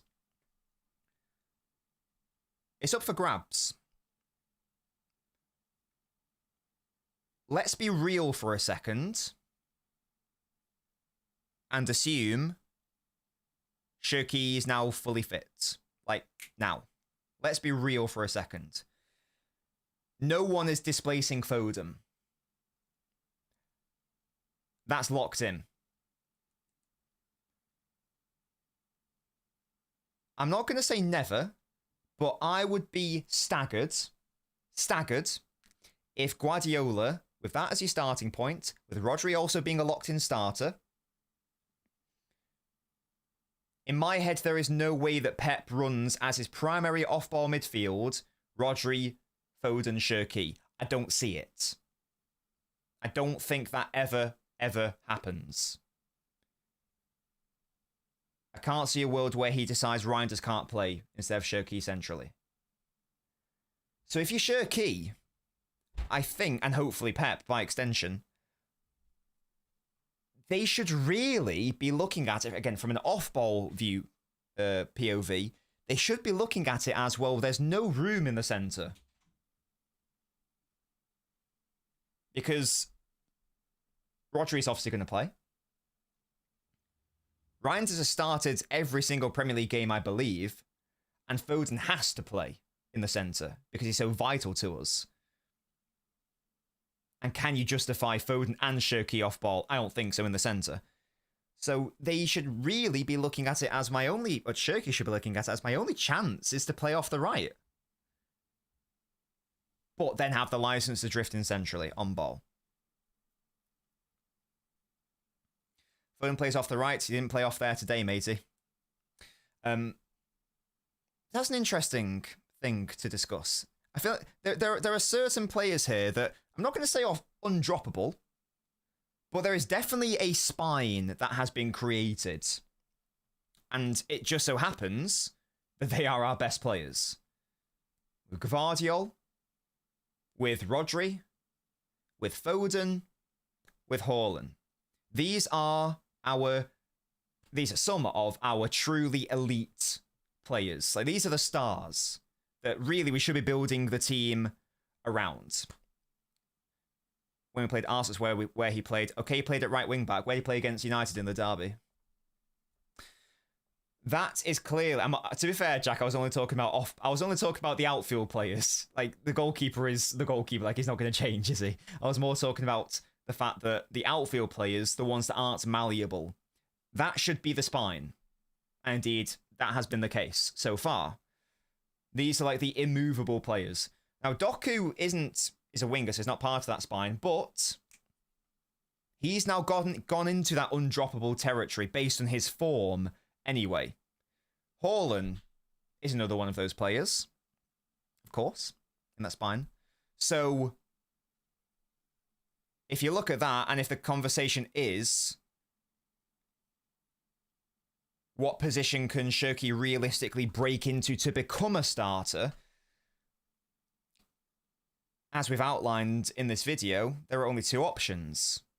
It's to try to take over from Reinders' position. I don't see that ever happening.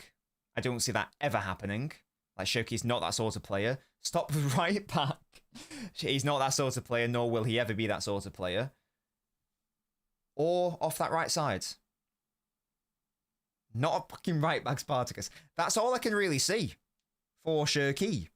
Certainly in the short to medium term. We never know what's going to happen long term.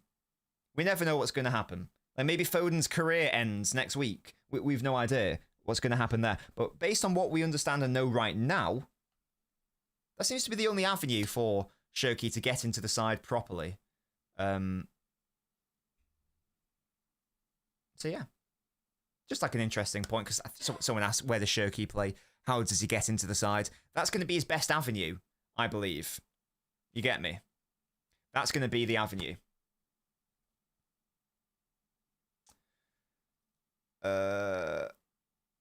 Savio versus Bob versus Cherki analysis, says Arav.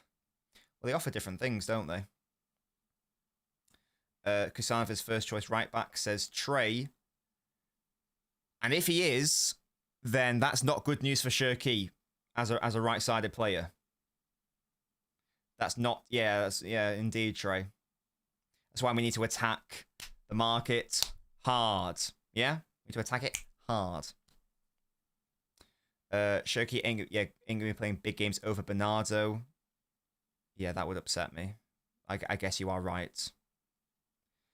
Cherki's vision is too good. He has to play with Phil. The highest ceiling of this team is one that has Foden and Cherki in the centre on ball. Definitely. Very, very, very, very, very convinced of that. Shoki's best positions for Leon were more to the right of centre.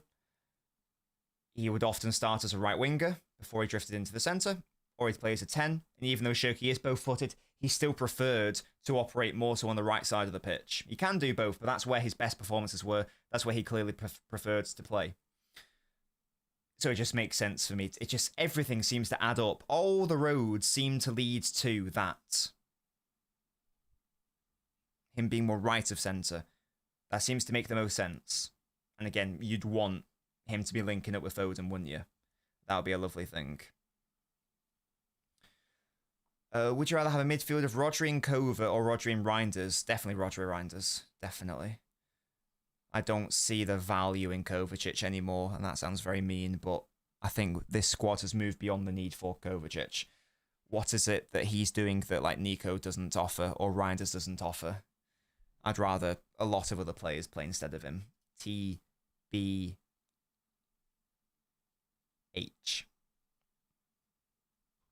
This would be lovely. This would be a lovely front three off ball. I'd be well up for that. Nice. In my Shirky analysis video, I proposed a lineup. I didn't have Doku, to be fair. I had Marmouche. But... sorry, Miss Novice is drying her hair. But now that we are talking about Doku in the terms we are talking about, it's a thing. It's a thing. How I discuss my dream starting 11 with no injuries this season.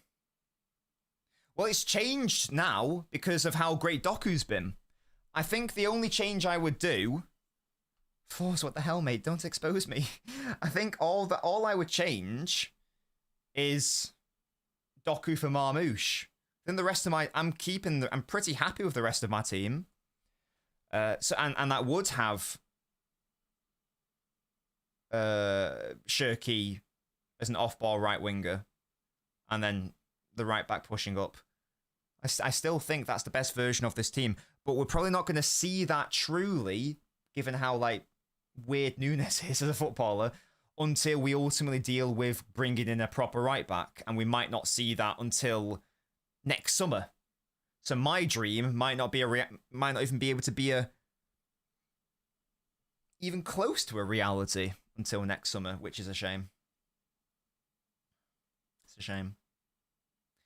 Shirky has to play right wing going into attacking midfield with Foden, with Nunes at right back and Cristiano right centre back, says Josh. In an ideal world, I think that would be the case.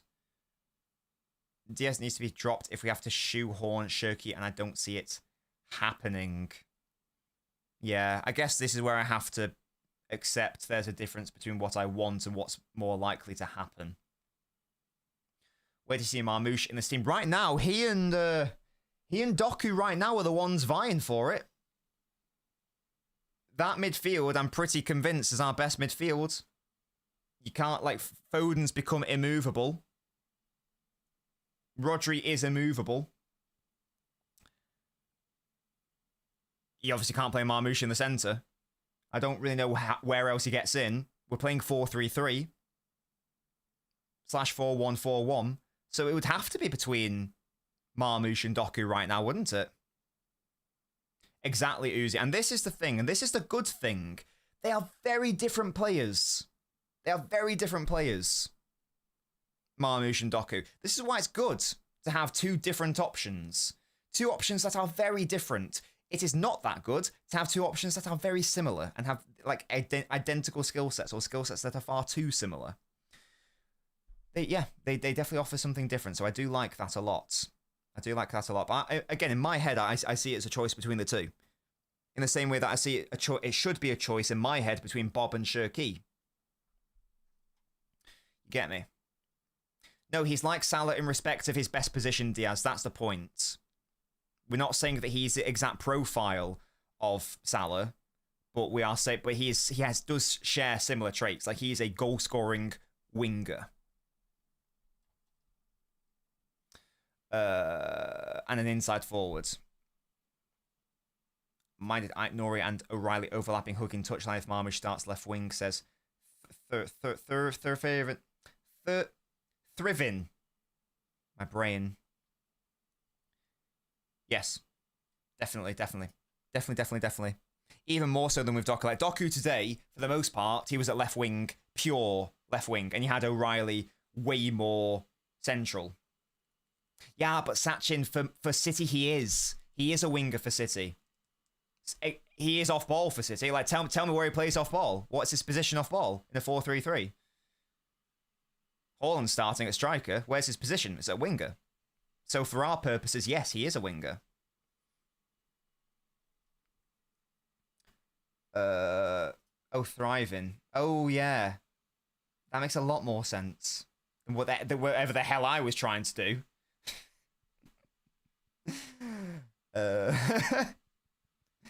Oh, no, I agree with you, mate. The problem with Marmoush, and even though I like Marmoush, like, it's an interesting, again, something I touched on in the analysis video, it's an interesting problem to have, because he isn't a winger. But he also isn't a striker. As you say, he is a second striker. But City don't play with a second striker, really. Not in its truest form. So it is a challenge. So for our purposes, he is a winger inside forward with an inside forward role. So the position is as a winger. The role is an inside forward. But I totally agree and take your point. By the way, sort out your profile picture. Come on, what are you doing? You as well, CV. You as well, Mad Hatter. With your name as well, you've got great possibilities for your profile picture. And this is what you give me. A fucking T. Hello? If I wanted tea, I would have gone to LNobbins' house, yeah? I don't know what the hell that was. Because, you know, old people like tea, don't they? Like, they love tea. And to be fair, lots of young people like tea. Shut up, Jack, you little bastard. What was my midfield again? My preferred midfield at the start of the season was what we ran in the derby. Rodri, Foden, Reinders. In general. Now I might not run that, I don't know, in the second leg at the Bernabeu when you're defending a 1-0 lead. But generally speaking, that's my preferred midfield. I mean, why is yours a side duck, though, for real? Why is yours a side duck? I mean, I appreciate it, but what's the connection there? Spartacus, why are you obsessed with people doing this? No, that's not good enough. Get an actual profile picture, you little bastard.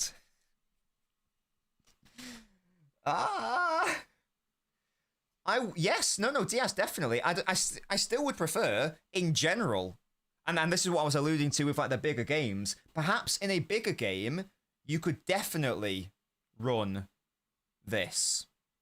Definitely. And we are going to see Nico's best games with Rodri in the sides. I'm a bit shocked that he's not really played with Rodri as much as he has. They shared the pitch against United. They didn't start, obviously. And they shared the pitch against Bournemouth, I want to say. Was it last? Yeah, it must have been Bournemouth, because that's when Rodri returned. That's when Nico scored the goal. So I'm a little bit shocked that we haven't seen it as of yet. Maybe that's just because of like fitness. Or maybe it's just because of the desire to integrate Reinders as quickly as possible. This guy, man. This Naveen guy, man. He's not dropping it, CV. He's clear. I don't like it. I don't like this. I would actually like us to run 4-4-2. TBH, in general, as a concept.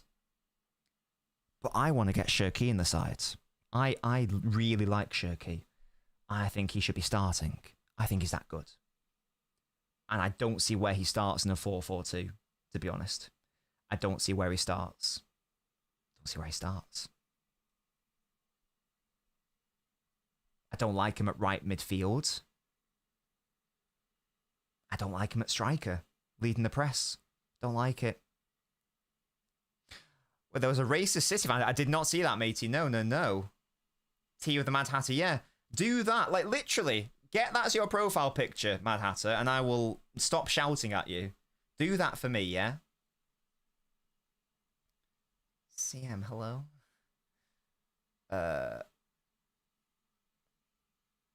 Definitely Uzi, yeah. Who knows? Maybe he will be the long-term Rodri replacement. I'd probably want Marmoush leading my press, Diaz. So I'd probably have Diaz. I'd probably have Marmoush, Haaland as my two strikers, and I'd have Foden left in midfield in a 4-4-2 if we were running that. I think that would make the most sense because Marmoush is a ridiculous leader of the press. He's so intense. So that's what I'd do. Nico, Rodri, and Phil, or Nico, Rodri, Reinders. It's got to have Phil in it. Got to have Phil in it. That's a non-negotiable for me. Kova, Calvin, Dobivwood, Streets, remember midfield. Nunes or Kusanov. It depends on what right winger you are playing. I think if you are playing one of Bob or Shirky, Nunes should play because otherwise they're going to be shackled to the touchline more so than they should be. If you're playing Savio, then it should be Kusanov. So to me, it depends on the right winger, and that should inform it.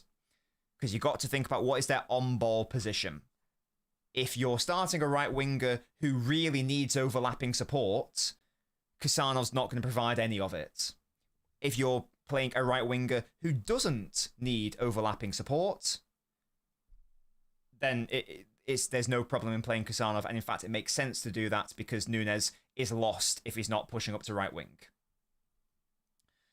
Are we disregarding the idea of Lewis or right back? Not at all. No, you can swap Kusanov for Lewis as well because again, Lewis is in the same boat as him. I would not want to play Lewis at right back where our right winger doesn't want to be hugging the touchline because Lewis ain't going to offer that width because he's not that sort of player.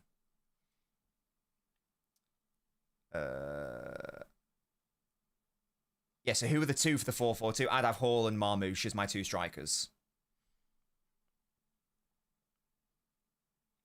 Yeah, you'll be there. You'll be there, Spartacus, on your own, in the corner, weeping. Weeping. Yeah? Oh, that's a good point. Well, you can't, in that situation, I don't think you can play all of it. And to be fair, even in the 4-3-3 that we were talking about, I don't think you can play. You can't play all three of Doku, Marmoush, Foden without there being an insane sacrifice somewhere. No, I tell a lie. You could do it if you really wanted to. You could do it by having Foden false winger off the right. That could happen. To be fair. To be fair, it could happen. But that's not ideal. I don't want to do that. So that would be I think that would have to be the sacrifice. Doku on the right, but he's been playing so good off the left. I don't know if you want to do that. I think you've got to make a decision. You've got to make a choice between Doku and Marmoush in that instance. Unless you drop Phil, and let's be real, that ain't happening.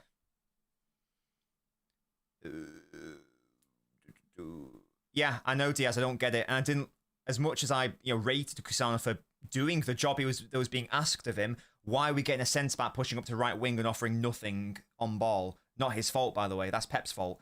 Crazy. I agree, Diaz. Craziness. Crazy signs. These are crazy, crazy, crazy, crazy nights. What is this, Spartacus? Come on, mate. What is occurring? False right back. Shirky the Cancelo replacement. Rodri in a 4-4-2. Yeah, so he'd be alongside Reinders in the central two, wouldn't he? Docker's locked down the left, keep him on the left. Why fix what ain't broke? That's how I would approach it personally, Naveen. In the corner. Yeah, exactly. In 26, 27. Bloody hell, Diaz. That's a long way away. There's a slash. I know what you were doing. That's 600 years in the future. Crazy. No, yeah, what would I like to see for next season? My dream is Livramento. You guys know that. That would be a lovely thing. And see, I'm not greedy. I think that's all I really want right now. To be fair, I'm just like looking at the team again. Like, we're sorted for goalkeeper. We're sorted for left back. If we bring in Livramento, we're sorted for right back. We're sorted for left centre-back starter. I guess we can talk about squad players, but, you know, I'm only really touching on starting players here. Right centre-back, I think we're sorted there as well. Sorted for DM. Sorted for the midfield. Sorted for the striker. Sorted for the left. Elise, I know, I like Elise a lot. But you're asking me for my dream, and I want Shirky to play at right wing. So I wouldn't include him. I'm not being greedy, you know. There's no gluttony here, except when it's Saturday night and I'm eating fillet steak tonight. But, you know, in respect of, like, my desires for football, I only want one thing for Christmas. Santa, please. Assuming no outgoings, obviously. I only want a right back. That's it. And then I'll be a happy lad. That's all I'm after in this world. That's all I want. I'm not greedy. That's literally it. I'll take everything else, and then I'll go from there. And if other issues arise, then sure, like maybe I do want a different midfielder or whatever. But in respect to like dream players, the only one I'm really focusing on is that one. Okay, I am going to leave now. Oh my god, I've been live for nearly 2 hours. Guys, why don't you tell me that I've been yapping for this long? Hello? Hello? What's going on? All on for Christmas isn't that tramp here. It's decided not to park the bus. It's shocking indeed. Yeah, it's almost as if, like, you know, it's almost as if Pep doesn't want to play like that and just did it in the instance and that sort of thing. Big up to Abnab, by the way, for supporting the channel. I'm going to shoot off because it's date night tonight. Saturday night is date night. We are having a garlic prawns to start. It's a surf and turf. We're having like garlic prawns, and we're having fillet steak. It's going to be delicious. It's going to be lovely. It's been a very good footballing day for City. There will be an upload tomorrow. I will be doing a post-match analysis where I go into a bit more detail on the game. So expect that in your subscription feed. What else? Ask Nobbins will be making a return on Monday as well. It's been a while since we've done one, but I've just been a bit distracted with all the other content that's been going on the channel. Really hope you guys have been enjoying the content, because I've been enjoying making it, and you guys seem to be enjoying consuming it. We are on the road to 33.3k thousand recurring, whatever words, subscribers, which is a lovely thing. Let's keep doing that. Anything else to say before we shoot off? I don't know. I think that's it. I think that's it, to be fair. Big up to all of my beautiful members who help support the channel. I love you all. I'm going to be doing more consistent exclusive content. If you are a Nobinio Ultra, you're going to get 1 extra video a month. If you are a Fnatic Ultra, so blue, you're going to get 2 extra videos a month. And that will also apply to the hardcore people as well, but they also get extra additional perks. FYI, so we're gonna start with 2. I initially thought I'm gonna try to do 1 a week. I don't know if I'm gonna be able to commit to that as bonus content. I feel like 1 a fortnight is good though. I feel like that's good, and hopefully it's like a good incentive for people on the various tiers. I do hope that is of good value. If you want those exclusive videos, click the join button or click the link in the pinned comments to support your boy and get those lovely exclusive vids. Thank you guys so much for watching. As always, I'll catch you next time. Have a lovely rest of your evening. City win, United lose. We'll love to see it. Goodbye, guys.